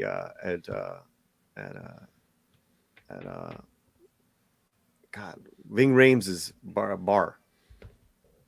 So he's the one who opens the door and says, "Juice Fools, my man from Inglewood. What the hell you guys want? Get the hell out of here!" Yeah. I remember him now. Yeah, that's Calderon. There's another good Western that it's not that old with Batman, Chris Nolan Batman. What's that guy's name? Kristen Bell. It's Savage. Hostiles. Yeah, Hostiles. Hostiles was excellent. Really good. Loved it. Yeah, I mean, there's a lot of good ones the last 20 years, man. Mm-hmm. Yeah, they just. Really I think the key is like, if they cannot, they don't need to be made by a lot of money. And no. Did anyone see that Prairie shit with Gina Carano? Yeah, Terror on Prairie.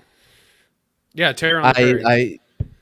I thought it was good for what it was. Okay, that is a good way of putting it. All right, that is a great way of putting it. I thought it was good for what it was, as well. Like it led me to the end, all the way through. But Gina Carano is not an actress. No, she's not. Well, what's interesting here's about what's that? sad about that, right, is that she was getting comfortable in her role as Cara Dune with Favreau tutelage. Under his tutelage, she was getting better. If you noticed, seemingly episode after episode in that she was in Mando, and then of course we know what happened. And so what happens is that when you know, you could tell someone's acting level is when they work with maybe a director who doesn't know how to bring the best out of that, Right. of that performer. And that's probably, it sounds like that's what happened here. Well, I was looking. I had hope because the one of the producers for the Terror on the Prairie is a dude that works with Craig Z. Zoller on all of his movies. Craig Zoller, sorry, on all of his movies. And what I appreciate about his movies is that normally his protagonists, they're not very talky. You know, it's more of about having that presence. Yeah. You know, Right. And so I was hoping that they would lean more into that and not have her. That's even not give her tougher too acting, much though. dialogue. That's even tougher acting. Right, but she has that physicality on screen though. Okay, well, Naturally. one, she's got the physicality in a TV show or like in short spurts, like even she had good moments in Haywire. Yeah, Haywire was pretty cool. But to be the lead and then not to talk a lot, you're asking someone to act with their expressions, with their That's timing. hard. Yeah. Woo, boy. Yeah. That shit's hard. Oof. And Clint Eastwood's Yes, a I wrote a master book. at that. I wrote a book. Thank you. And Clint Eastwood is a master of what you're talking about, Paulie, where he can emote without having to say anything. Was Cry Macho a Western? A neo-Western? I don't know that, They how do you categorize it as one, yeah. Yeah, how do you categorize a Western? Is Django Unchained a Western? I mean, look. Or is it a Southern? Chains of Western. She looked pretty foxy holding it. Yeah. I do have to say that. Does she look foxy in this movie, or no? Of course she looks good. Damn. She's Okay. thick. Woo. I just didn't see the film. I mean, In Purple like some thick girls. Oh yeah, I love the thick girls. But you haven't seen Terror on the Prairie, Paulie? no, I don't think I'll see it. What if I told you and the lead it has actress nothing is to do with any Hispanic? politics or anything like that. It just doesn't look like it doesn't look like a good film. There's better things you could watch. Right. I could care less about. Yeah. Ah, all right. Gone. Let's watch it right now. Can you take off the? Thank you. Thank you. God damn. Who's this Saxy? Gina. That's Gina. Yes, Gina. What do you think it is? Yeah, what? Like in her fighting years, modeling years. Oof. Did anybody like the assassination of Jesse James by the coward Robert I- Ford. Yeah, Robert Ford? Yeah. Hey, yeah, I Mardigan, liked it, but people be will quiet like for a minute, Mardigan. I'm sorry. people have made it overrated. Really? I see. I don't think it gets nearly the attention I think man. it does. It's not a action western. It's very slow burn, but I think Brad Pitt does an outstanding job in it. Even what's his name? Ben Affleck's little Casey Affleck. I thought he was Casey pretty good in Affleck, it. I like Casey. I like. Can Casey I just Affleck. say the see-through lace, this bottom part, it's just absolutely brilliant. It's perfect. Yeah, the ruffles. It's classy. Yep, it is perfect. Okay, can you please take this photo off now? Fuck. I feel like I'm cheating on Romy. I've already screenshotted it. Thank you. Ah. But Jesse James movie, yeah, it was good. I mean, that's definitely a psychological drama. Yeah, it's very slow. Yeah. It looks good. It looks fantastic. It's The- one of the that's best shot films of all time. The killer was Who like, did that? Robert Redford? What? The assassination of Jesse James. No, Yeah. no. That wasn't Redford. Well, okay, I'll look it up.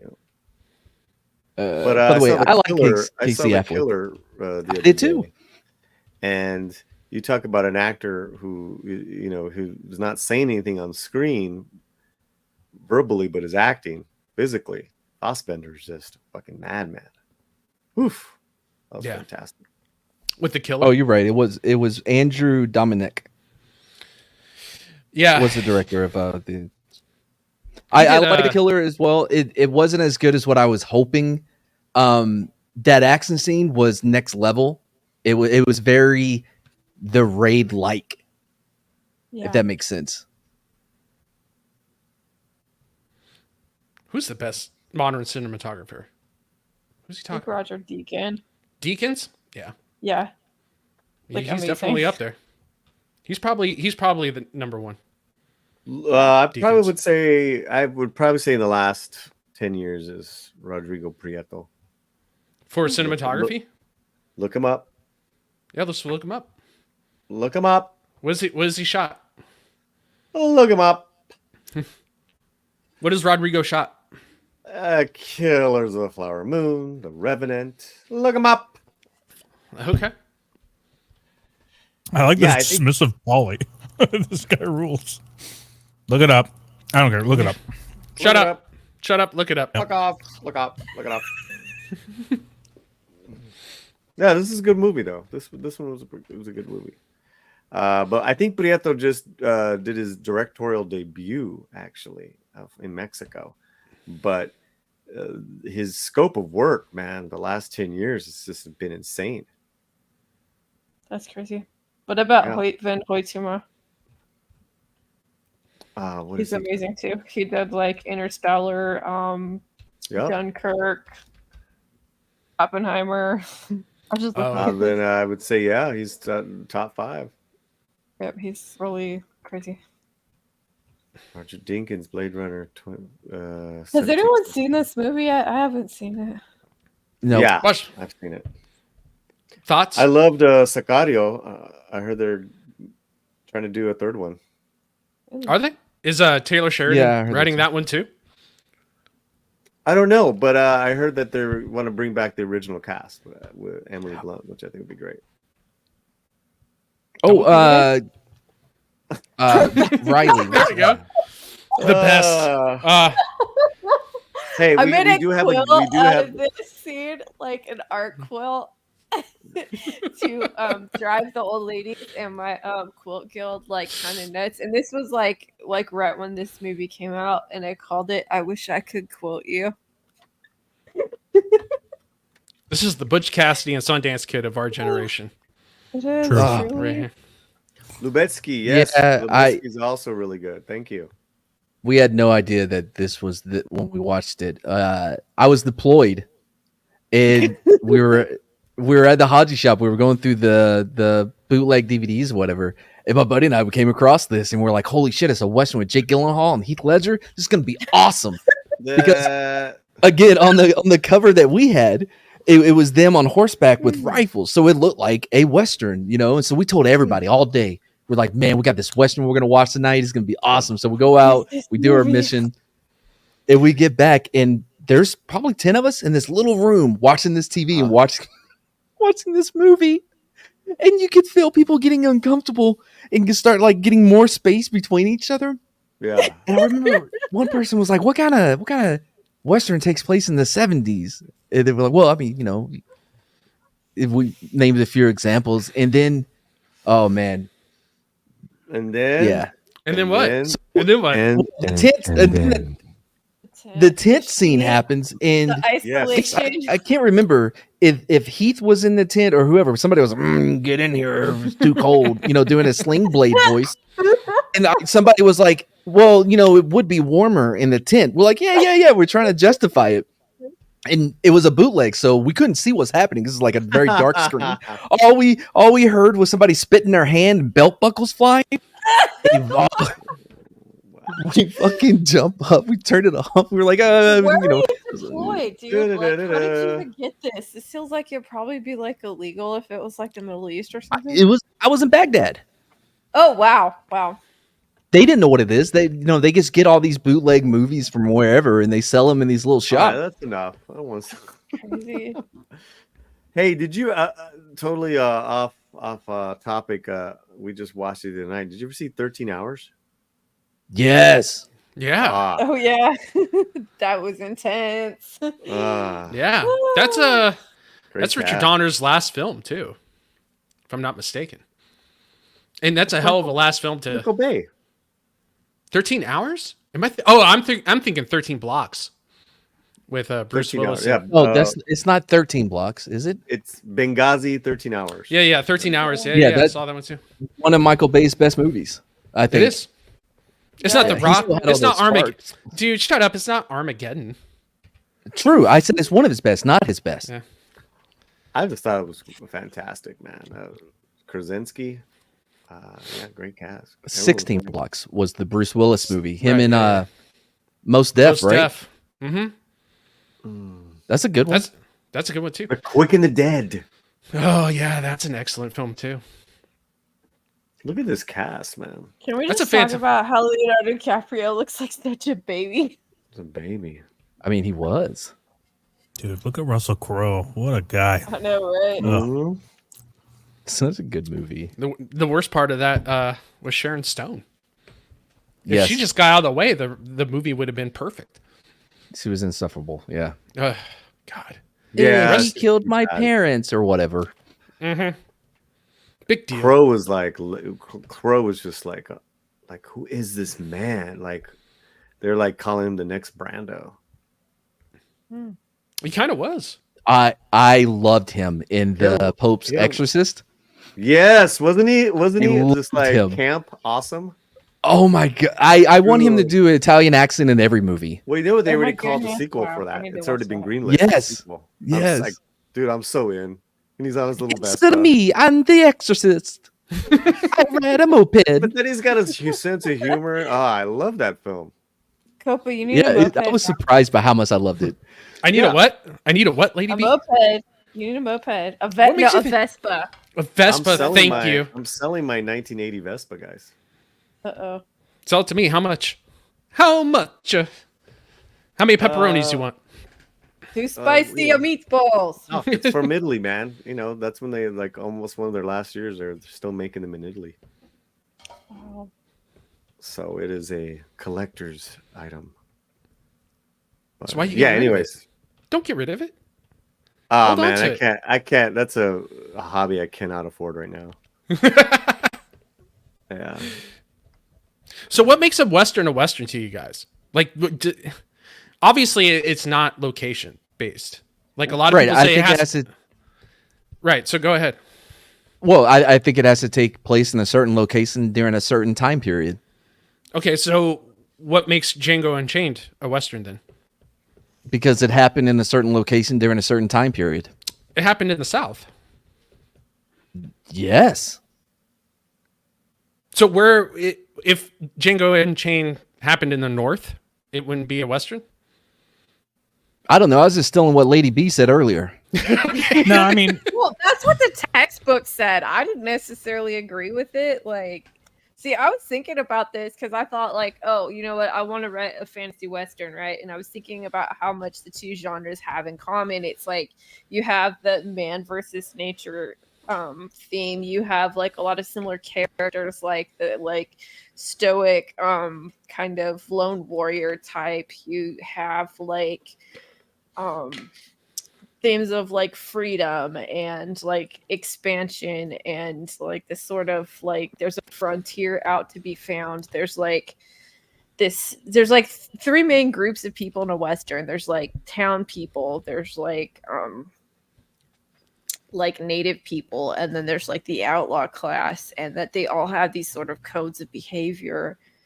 And like we talked about this in the genre class, how there's like, you know, certain people are like they're, you know, it's okay for them to do violence, but the fact that like they can do violence makes them unable to stay with like the town people because that's civilization and they have laws and order there. So it's just a bunch of really interesting thematic concepts that made me start thinking about the two genres. But I don't agree that it has to be a certain time and a place, though. I think that's where the genre started. So where's your stance on it, Lady B? What makes a Western a Western?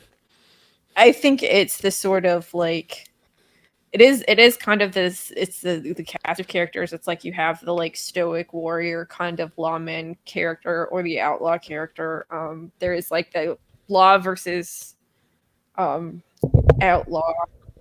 I think like a lot of times I think this setting can play a really big it's a big aspect of it. Like you could take No Country for Old Men. Like I recently read that book. Well, God, that was almost a year ago actually. But like reading it, it's like the place of the novel is really important, and you really get a sense of like this is where the cowboys and stuff were at one point of time, but they're not there anymore. And I think in the movie it kind of it's not the same as reading it, I guess, but yeah, I think it's just that it's the sort of the interplay between like I think the themes of like searching for freedom and the sort of like when characters they're doing bad things for the right reasons or stuff like that too.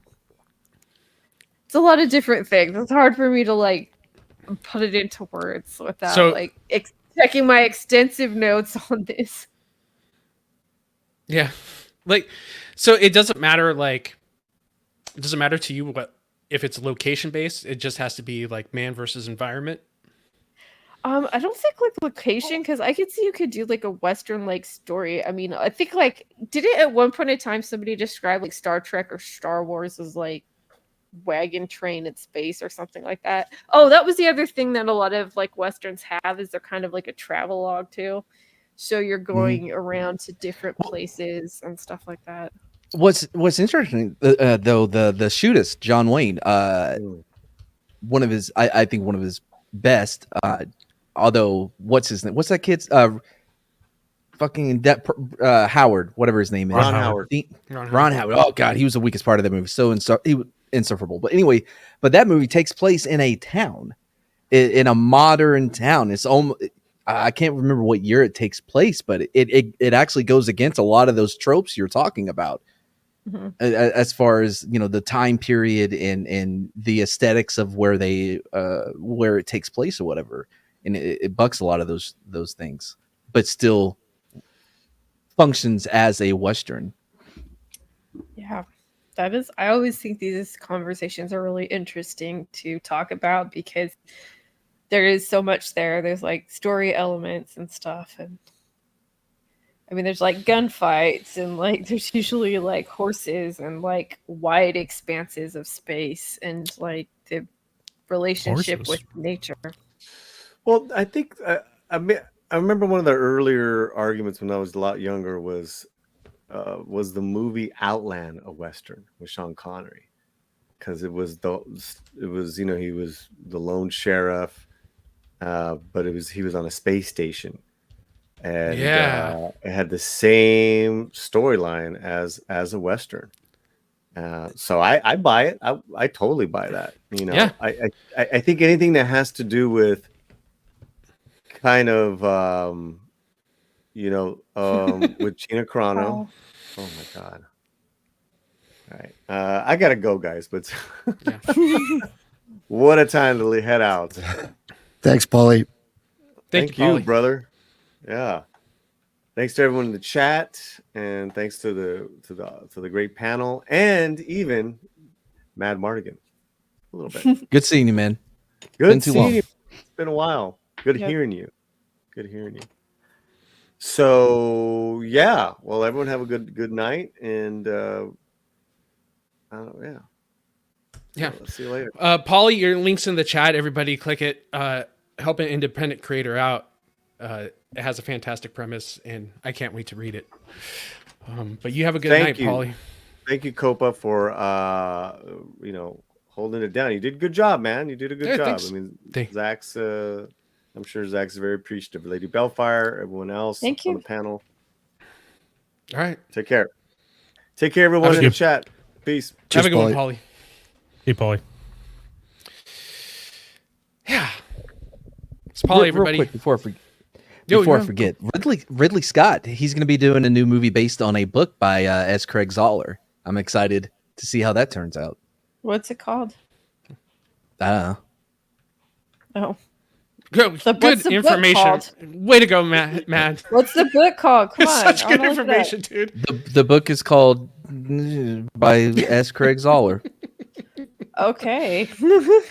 Matt, I love you to death, you dude. You guys want a funny story to end up the night? So, me and my mom, we used to go to this Lemley Theater, and that's sort of like this art house chain that's in Southern California, and we were in this we're in the daytime matinee showing of a movie called The Accountant with Ben Affleck, and he plays this autistic spreadsheet guy. Yeah, Great that movie. movie. Yeah. I thought it was kind of mid, but whatever. So we see this guy, and I'm like, he's there with somebody, two other people, and I'm like, oh my god, that looks like Ridley Scott. And this is the time when I was really into Alien and stuff, and he had just filmed All the Money in the World and stuff, and I was like, dude, that's fucking Ridley Scott. And it's we were kind of chitter chattering, and it was only us two us two groups in the theater, and I think he kind of looked at us before, and when he was we left the theater, it's I'm like, dude, are you Ridley Scott? He just kind of gives me this yes, Virginia, there is a Santa Claus kind of a look. And it was really funny. I don't think the guy wanted to make a big deal of it because when we were leaving, there were more people out there. But I did look it up, and he was actually in LA at the time for a DGA thing or something. And we're like, dude, that was Ridley Scott. It's really funny. Didn't he produce Raised by Wolves, which is one of the most underrated series? It should have gotten a third season on HBO. Now it's not even there anymore. It's not. I wanted to watch it. What was that about? Androids or something like that? Oh yeah, and they're raising humans. It's the first season's a slow burn. It's good. It's interesting, right? But then the second season, they're like, fuck it, we're gonna go bananas, and they go bananas. It's insane. Oh. But it's a really good watch. I was really hoping for a third season. I'm just I can't wait for season 2 of One Piece because I finally watched it. What'd you think? It was awesome. I mean, it's retarded in the ways that anime is retarded, but fit to it. Yeah, that story is really good. Yeah. If they did more animes like that, I would watch more. You'd show out that retard shit right now. I mean, it's with the anime stuff, it's the ridiculous stuff in it and the kind of seriously silly tropes. And I think they really went through the story and they must have really picked the meat out of it. Because I know, because my brother's a huge weeb and he watches stupid ones with my girlfriend is a demon kind of shit and in high school, and I can't deal with this sort of the tropiness of it and how there's so many episodes. There's always ends up being filler and annoying little kawaii characters and stuff like that. And yeah. All right, that's a good place. Cringe take. Cringe take. Whatever, dude. Take. Oversimplification of a genre, just literally watching Wheel of Time, the TV show, and just being like, dude, fantasy sucks. Dude, they're ruining this. Don't you understand? You idiots. You don't even know what's going on. I've watched a lot of anime in my day. Right, I mean, there's name good 5. anime. Okay. 5 now. Initial D. Vampire Hunter D. Anything with the letter Bleach. D in it. Yeah. Bleach. I'm sorry, the D's on my brain tonight, guys. Yeah, you got a lot of D on your brain. Lady D. Let's wrap it up. My favorite is She's Sweet Go ahead. Home. That is a sweet cat anime in the episode. Oh my God, we're wrapping it up now. Lady B, please. Lady B, do you got anything going on? Yeah, actually. Okay, so next week I'm not gonna be on the show because my parents are visiting me from California, and we're gonna go out and have Thanksgiving and stuff. And but I'll be back next week, and then after the show on the 29th, on the 30th, I'll be on with Miss Martin Muses, and we are going to nerd out about classical music. Oh, nice! I'm very excited about that. Is it a pub crawl thing? Yeah, pub crawl. Oh, cool! Very cool. Yeah, Don Boy. You got anything going on? Oh, hey, what's going on? No, nothing. I'm a pathetic loser. Don't sub me. That I was even on here, like Paulie did. And I'm just so thankful to be here, to be in the silence with Zax. I love it. Thanks for having me on, Zax. Thanks for being silent. Matt. I don't have anything going on, but the legend of the Falls, is that a Western? I rewatched it the other day. That's like the last Western, right? That's like the whole part of it, right? Yeah. You said you haven't seen it? No, I rewatched it for like who knows how many times. Just the other Dude, night. Brad Pitt, The things that do to Anthony Hopkins, knowing that he can't communicate to other people. Ugh, right? He had chalk. He could have wrote a note, but Dude, he won't have enough chalk for the things I do to him. He'll, There's not enough blackboard for that. but yeah, no, I don't have much going on. Watch The Gray. It's one of my favorites. The Gray? Yeah, Liam a good Neeson. one. Yeah, that's a good It's one. really good. I really like that one. Yeah. You're like AJ's like that's favorite it. person right now. Raised by Wolves and then The Gray. Oh yeah. Both good Yeah. things. Yeah. Zax, you got anything going on in your channel? Love The Magnificent Seven, 1960. Hey, I'm working on being able to talk. So once I get that fixed, I should be good to go. actually, I'll actually choose one thing, right? This Saturday will be Circle of Jerks, hopefully on Fanarchy. And hopefully I'll be able to bring my boy X-Ray 1 on, and we're going to do a nice little deep dive into the biggest locale of the internet, one of the most highly documented persons ever in history, Chris Chan. Yes. We're going to go to the go. We've got some highlights. We got some, hey, this is how the timeline broke down for you guys if you don't know anything about it, but Copa just dipped his toe into it recently, and he's just overwhelmed. The amount of lore. Question. man, yeah, you filled in some of my gaps, and I'm blown away. I'm stretched out already, so I can't wait. I don't know much about him. I know of him, but not. Oh, him. I got a So perfect it'd be video for you, interesting. and then hit up Don because he's the historian, and apparently X-Ray is even more of a historian. I'm But, actually like, working on. dude. on- If you honestly, if you Google like the most documented person in Google, it doesn't come up Jesus Christ. It comes up Chris Chan. Like no joke, it blows my mind how much this guy is documented. I'm working on a mad documentary about Charlie Zelenoff, who is the boxing equivalent of that guy you said, Chris Chan, whatever his name is. Yeah. Yeah. Handler? All right. What I got going on is right after this, we're all going to go watch my review of fat Japs wrestling each other out of a ring. A little show I call Sanctuary. We're going to watch that review. So, And you have no choice. We're You going have to no send you choice. there. and then you're going to like it and comment, and we're just going to have a good time. Like we Leave a always do. comment after. Leave a comment after. It's fun to leave comments. Yeah. What Any about comment. anything? Anything. Yeah. Give us your PIN numbers. Address, pins, anything. We'll take it all. Tell me how much you like Italians. Don't do that. Okay. Well, let's narrow the scope now here on this. No Italian talk in the comments, please. Well, thanks everyone for showing up, even though I am useless here. Copa did a fantastic job. Thank you, Copa. You rule. Don was also here. Mad, thank you for your contributions. Lady B, as always, it's a pleasure. I am going to play that song, and then we're going to go. You have to go. You have to go watch Copa's video. I'll know if you don't. And when I can talk again, I'm going to yell at you. So don't make me call you out online. And here we go.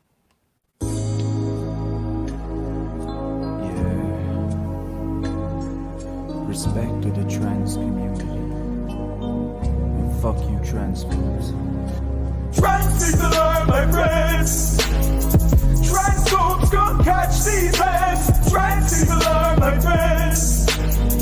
So respect them for where we're going in. Trans people are my friends. Transphobes gon' catch these hands. Trans people are my friends.